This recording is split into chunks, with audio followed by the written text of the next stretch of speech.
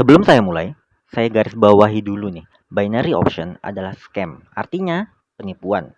Bahkan kalau kamu browse pakai VPN negara lain yang dimana itu kasino legal, kamu bisa coba pakai VPN Singapura atau Amerika deh, tetap aja servis mereka tidak tersedia di sana. Karena memang mereka nggak fair sama sekali dan mereka tahu bakal ditindak tegas di sana. What an irony. My mirror shows the other side of me. All these ones and zeros, nothing in between. Lalu bagaimana sih mereka curangnya? Yang pertama nih, orang salah paham mengira mereka ditipu secara pribadi atau person to person. No, no, no, no, bukan begitu cara mereka menipu. Candle antara kamu dan temanmu atau yang lainnya itu sama. Taruhlah ada 10 orang open posisi di 1 menit semua. Ada 7 yang melakukan buy masing-masing 100.000 dan 3 melakukan sell masing-masing 500.000. Nah, candle untuk semua usernya itu sama. Saya pastikan sama. Jadi kalaupun mereka harus membayar profit dari 7 orang 700.000 itu ya nggak apa-apa karena mereka berhasil mengambil 1,5 juta dari 3 orang kan. Cara-cara pembantaian seperti ini biasanya mereka lakukan di market-market OTC seperti Euro USD OTC dan OTC lain, termasuk di dalamnya Dollar Index dan juga yang terkenal di binomo nih Crypto Index. Makanya market-market ladang panen tersebut biasanya mereka buat selalu di atas 80% dan itu terbuka untuk 24 jam untuk ditradingkan. Parahnya, jika kalian nyocokin OTC antar broker binary ini, market OTC-nya itu nggak ada yang sama pergerakannya. Maka dari itu, hanya melakukan trading di market yang juga available di market-market forex. Tapi yang ini pasti jam bukanya itu dibatasi. Karena jika kamu mencocokkan market mata uang baik itu sama broker binary maupun ke MetaTrader, pergerakannya pasti mirip-mirip kok. Sehingga karena kamu punya patokan, lebih sulit untuk dimanipulasi. Ingat, saya bilang mirip bukan berarti identik sama sekali ya. Biasanya mereka pakai alasan yang sama dengan broker-broker forex. Alasannya itu seperti selisih server lah, apalah. Jadi tetap aja ada 1-2 poin berbeda. Coba deh kamu perhatikan tebal candlenya, pasti sedikit berbeda. Biarpun sama-sama merah atau hijaunya. Cuma ya itu mempersulit mereka mempermainkan kamu. Tapi mereka tetap bisa nipu kamu. Misalnya pas saat doji atau dengan jurus lainnya nih.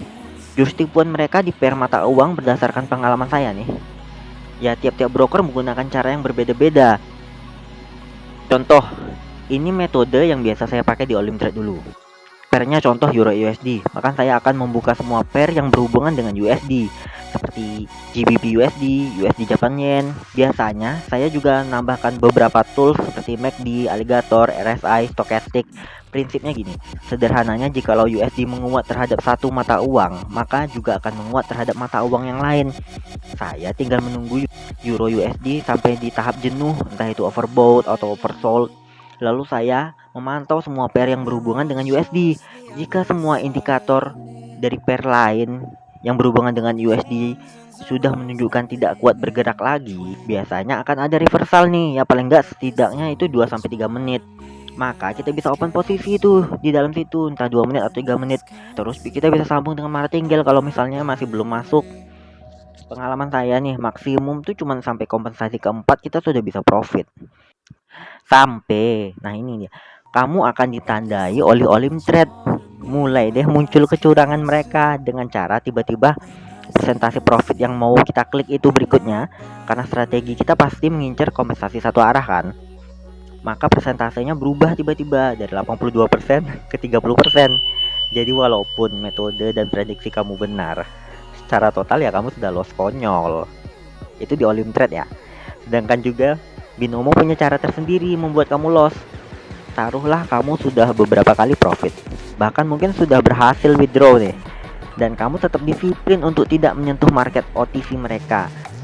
Kamu kedepannya akan mulai nih merasakan di aplikasi kamu mulai sering error tiba-tiba. Nah, itu tiap kamu open posisi loading mulu sehingga open posisinya tidak di titik yang kamu harapkan. ataupun tiba-tiba market dan timer di aplikasinya nge-freeze.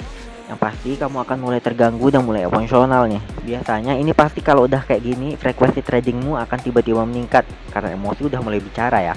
Atau biasanya mereka tiba-tiba akan menerapkan limit trading yang mana kamu cuma boleh open posisi sebanyak nominal yang mereka batasi dalam satu hari. Ya, itu artinya akunmu sudah ditandai. Itu terjadi by design loh, bukan karena masalah teknis mereka aja. Halus banget kan mainnya.